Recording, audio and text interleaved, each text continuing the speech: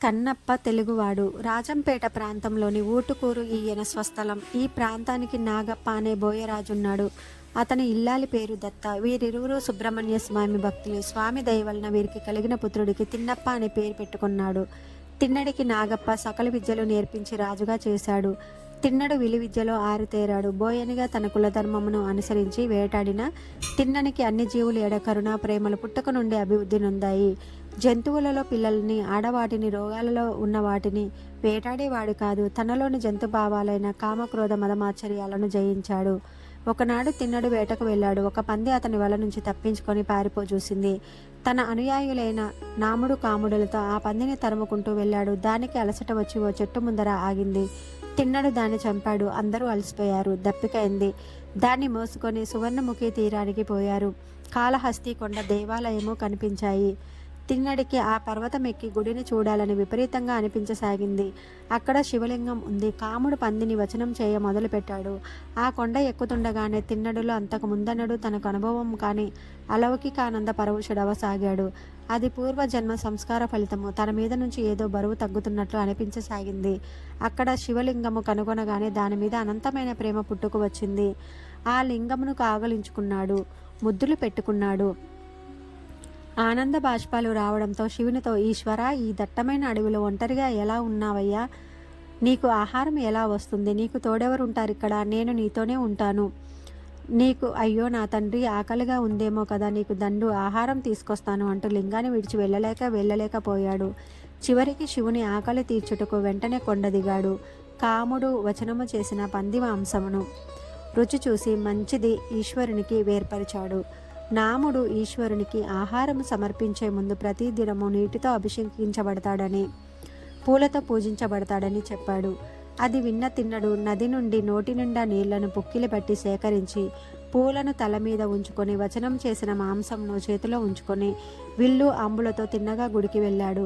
అక్కడ పుక్కిలి పట్టిన నీరుని శివునిపై వదిలాడు. అది అభిషేకమైంది. తన మీద ఉన్న పూలతో శివుణ్ణి అలంకరించాడు. అది అర్చన అయింది. ద్వారము వద్ద ఎవరిని, ఏ జంతువుని రానియకుండా కాపలా కాశాడు. ఆ బోయని భక్తి బోలాశంకరుడైన ఆ కైలాసనాథుని కదిలించింది. మరునాడు ప్రొద్దున మళ్ళీ ఆహారం తెచ్చుటకు బయలుదేరి వెళ్ళాడు. నాముడికి కాముడికి మతిపోయింది. తిన్ననిలో వచ్చిన మార్పును మతిభ్రమణమేమోనని భావించి వెంటనే వెళ్ళి తిన్నని తల్లిదండ్రులకు జరిగిందంతా చెప్పాడు. వారు తిన్నని ఇంటికి తీసుకుని పోజూశారు. తిన్నడు తాను శివుని దగ్గరే ఉంటానని వెళ్ళలేదు. తిన్నడు దేవునికి ఆహారం సేకరించడానికి వెళ్ళగా ఆలయ అర్చకుడు శివగోచారి శివుని దైనందిన అర్చనకు వచ్చాడు. ఎవరో దేవాలయమును అపవిత్రం చేశారని భావించాడు.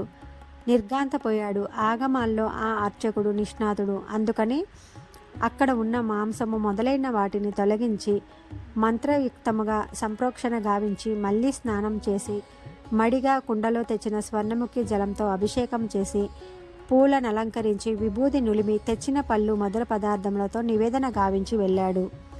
పూజారి వెళ్ళగానే తిన్నడు మళ్ళీ దేవుని నివేదనకై వేటాడిన మాంసమును తెచ్చాడు.